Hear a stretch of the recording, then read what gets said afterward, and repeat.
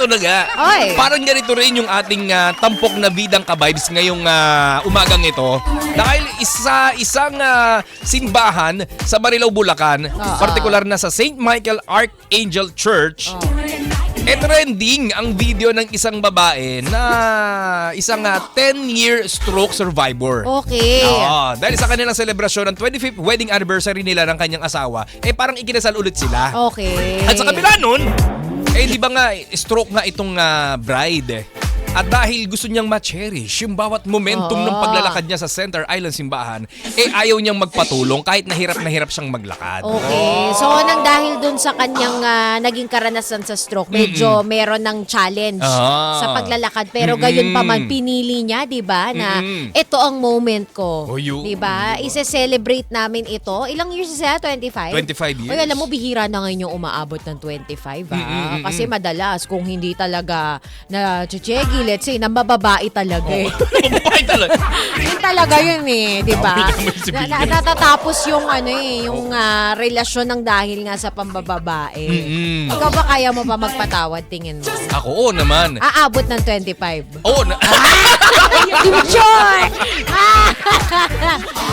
Pero ang galing, di ba? Na maski ang dami nilang pinagdaanan, hindi biro na yung partner mo malagay sa bingit talaga ng, alam mo yon, ng kabilang buhay. Oo. At alam mo, usually sa ibang mga storya na naririnig natin, kapag isa sa kanilang mga partner o naging asawa nagkaroon na ng kapansanan, yun na yung nagiging valid reason nila para maghanap ng iba. Yung iba dyan may paano tawag na back up? Oo, may back up. Ang kakapal ng mukha. Na habang may sakit, umahanap na pala ng iba or nag-i-entertain na ng iba. Alam mo, normal naman kung after talaga niya na makahanap ka na ng bago, pero wag during the time na may sakit pa, di ba? Nakasama mo pa, humihinga pa, hoy! Oo nga. Diba? Hindi naman sinasabing hintayin mo, pero kumbaga kung ayaw mo, magsabi ka na ng maayos, di ba? Isettle mo ng maayos yan, hindi yung may lalabas na may niloloko kang iba. Huwag mo na talaga mag-entertain. Oo. Yung kasi talaga yun di ba? Hintayin mo. Hindi. Respectfully. Yan. Di ba? Kesa naman masaktan mo, grabe-grabe na yung sakit nun, di ba? Isipin mo, may kapansanan na nga, sinaktan mo pa yung puso. Oo, correct. Ouch! Ow! Get!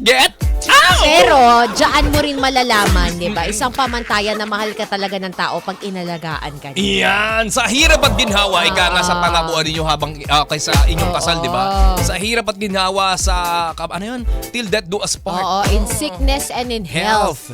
Grabe naman yun. Di ba? Hanggang kamatayan kayo magmamahalan.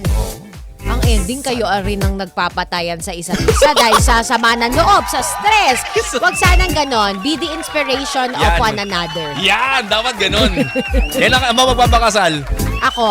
Hindi na. Kasi baka yan na rin ang maging the death of me. The death of myself. Wag na.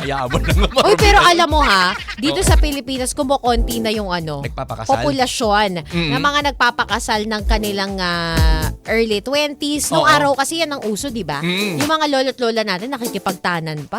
At the age of 19, nagsisipag-asawa, tanan. Yung mga nanay at tatay natin, 21, 25, ngayon wala na. Sa batch namin wala pang kinakasal. As in, wala pang kinakasal. Sa inyo ba, marami-rami na rin? Marami-rami na rin ang kinasal. Ikaw, kailan ka? Hindi ko rin alam Bakit yun? Ikaw ka, Vibes. Sa aming pagbabalik! Hindi mo Kailan ka? Kailan? Hindi ko rin alam Si ka, Vibes kaya, no? Ikaw ka, Vibes. Lalo nang humirap ang buhay ngayon. Lalo na rin humirap ang pagpapakasal. Tama. Siyempre, magkakaroon ka na ng mas valid na rason para iudlot na naman yung kasal na binabalak ninyo. Pero hindi natin masasabi. Pwede naman simplehan na lang. Huwag nang bongga.